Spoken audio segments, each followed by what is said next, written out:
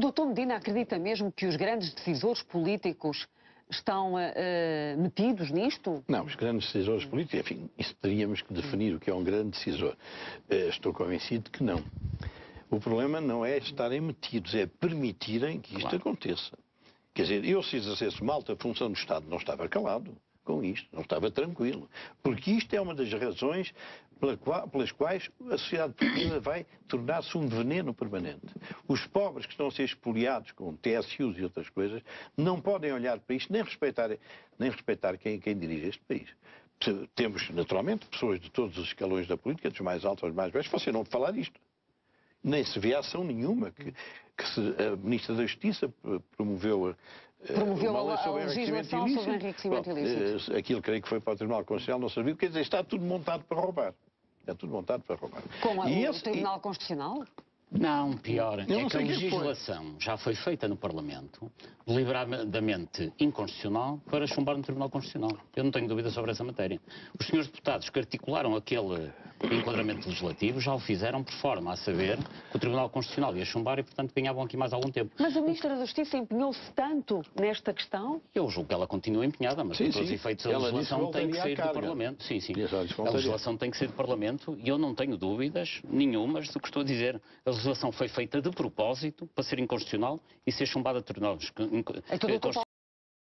Disse, repetiu, olho nos olhos. Os Zequinhas calaram-se. Ora, quem cala, consente. É uma vergonha, não é? Moraes acha que tudo esbarra na Assembleia da República. Ou pode esbarrar? Uma parte significativa, até porque naqueles números que eu referi no início da nossa conversa, em que se dizia que 83% dos portugueses acham que a corrupção está a subir, acham também que as entidades mais corruptas é o Parlamento, em primeiro lugar, e os partidos políticos. E alguém tem dúvida? Ora, são exatamente aqueles que deveriam tomar as medidas que combatessem a corrupção, que são as entidades mais corruptas. Mas isto tem a ver com corrupção e com, de facto, um conflito de interesses, porque, e como dizia há pouco, nós temos no Parlamento conflitos de interesses permanentes, nomeadamente nas questões que têm a ver com maior sensibilidade económica. Nós, na Comissão Parlamentar, que julgo que hoje é claramente a mais importante, que acompanha o Programa de Assistência Financeira, os principais deputados daquela Comissão têm interesses nos processos que decorrem da implementação do memorando. Para não ir mais longe, a privatização da EDP deve ser, digamos, controlada ou fiscalizada a nível parlamentar, a privatização da EDP, que já teve lugar pela Comissão Parlamentar de Acompanhamento do Programa de Assistência Financeira. Pois, o vice-presidente, que é o deputado Miguel Frasquilho, trabalha no BES Investimentos, que foi a entidade que assessorou os chineses na compra da EDP. O deputado Pedro Pinto, que aliás agora é vice-presidente do PSD, é consultor em empresas que trabalham intimamente e quase exclusivamente com a EDP. O advogado Adolfo Mesquita Nunes pertence ao escritório Moraes Leitão, Galvão Teles, Soares da Silva e Associados, que é o escritório principal dos assuntos da EDP, etc. Como é que estes senhores deputados que estão nesta Comissão Parlamentar, como é que podem eles estar a fiscalizar de forma independente um negócio em que eles próprios são parte interessada?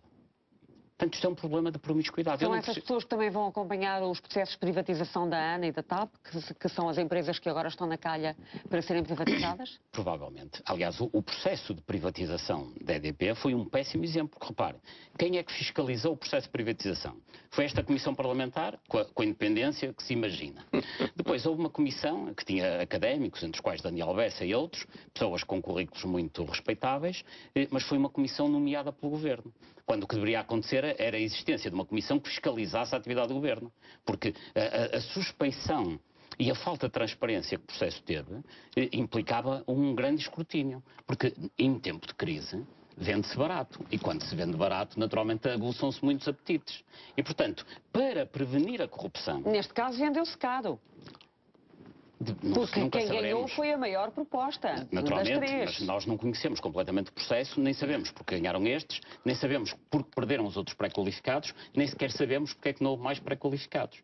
E, portanto, Não, a nível... aquilo que sabemos é que ganharam estes porque ofereceram 2,7 mil milhões de euros. Eventualmente. Portanto, dando um prémio considerável, não é? E permitindo ao Estado um encaixe Mas até significativo tem para razão. abater à dívida pública. Mas a discussão não é essa. A discussão é estes processos têm que ser transparentes. E o que é facto é que não houve cuidado com a transparência porque a Comissão Governamental não a garantiu. A Comissão Parlamentar, muito menos. O próprio Conselho de Prevenção da Corrupção, Conselho de Prevenção, recordo, apareceu no processo, já o processo estava concluído. Portanto, vem fazer prevenção a posteriori, o que é, do plano semântico, até um pouco estranho. Dr. Paulo E repare, Moraes, só para concluir, o processo foi tão opaco e tão pouco transparente que já está a ser investigado pelo Ministério Público. E, curiosamente, também é algo... É um para se afundar lá. Mas mais, o Ministério Público está a investigar e no momento em que faz a investigação já diz que a investigação não tem nada a ver com quem comprou o EDP, ou seja, Então, investigam e já estão a amnistiar, digamos, é uma figura jurídica não, então, estranha. se arranja um contínuo quando alguém sério se levanta e tenta pôr alguma coisa no chão, é logo destruir. Este problema é um problema mais fundo e mais longínquo, porque a democracia portuguesa não vai resistir a isto. Não sei o que é que virá. Não é possível que num regime em que a gatunagem funciona predominantemente, que a democracia sobreviva. E sobretudo num terreno de grande pobreza e com horizontes muito, muito difíceis. Dr. Medina, para... E agora eu,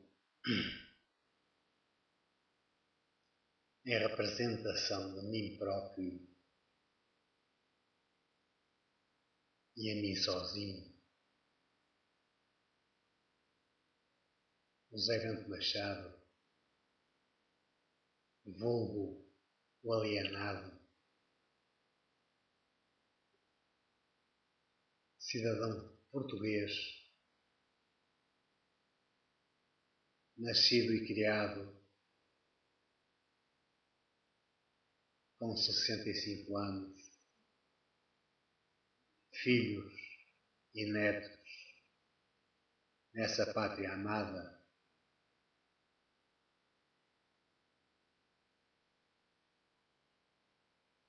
que representa única e simplesmente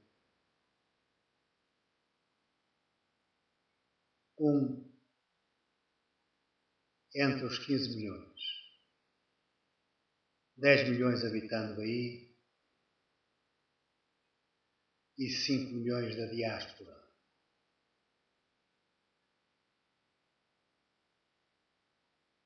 Mas porque sou um cidadão comum, creio que uma grande maioria sente o que eu sinto.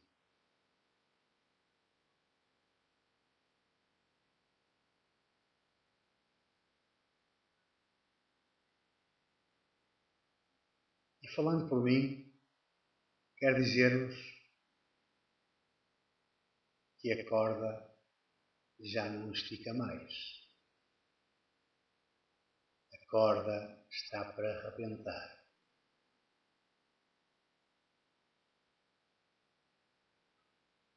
Para os juízes, promotores, desembargadores, representantes da justiça em Portugal que devia estar independente de todas as outras entidades, e deixar-vos um recado. Para já, ainda vos dou o benefício da dúvida.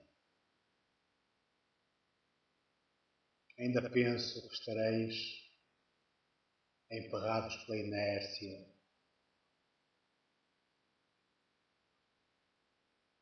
ou por outra coisa qualquer. Sobre os políticos já não tenho dúvida nenhuma. Ainda há muita gente que diz que ainda há muitos bons.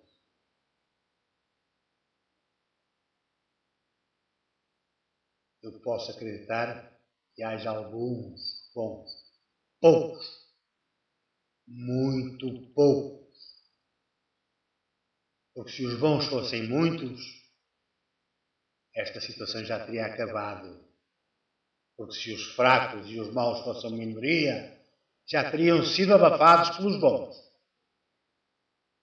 Portanto, não me venham com a conversa que ainda há muitos bons. Políticos, a grande maioria, são fracos, não prestam.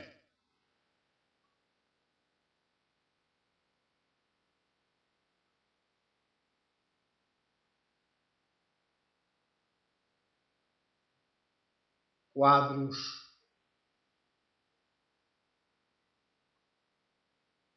na tal entidade Justiça em Portugal,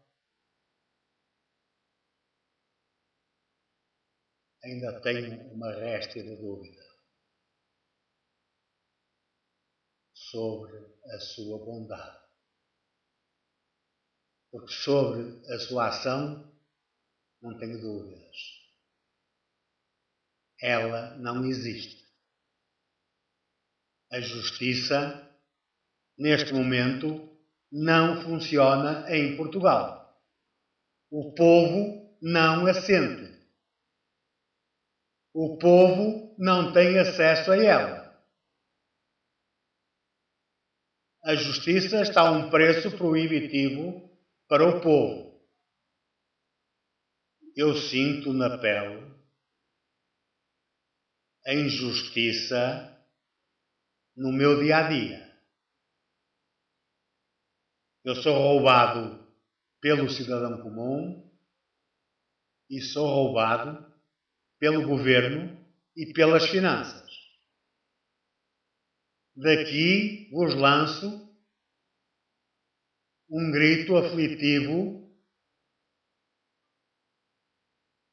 de pedido de ajuda à justiça portuguesa.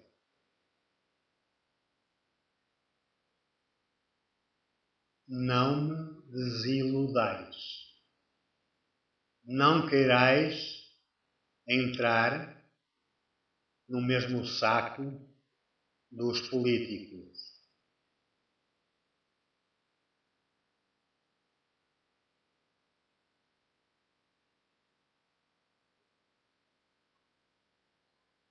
Agora para as Forças Armadas. Quando eu era jovem, cheguei a pensar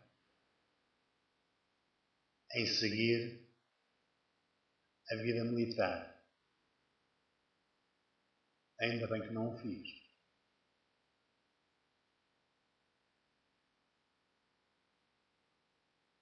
Vós sois outros que me desiludistes. Vós virastes zombies.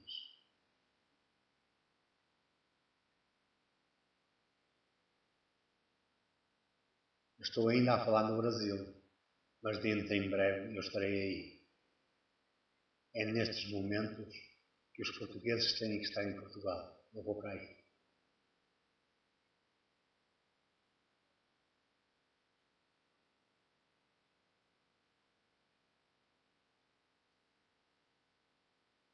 Eu vou cair junto com a minha pátria.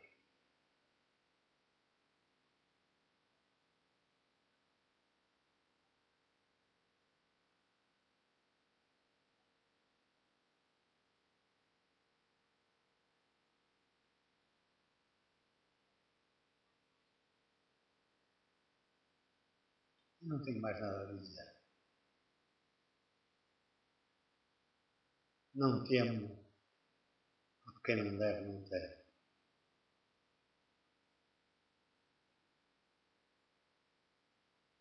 Era só isto.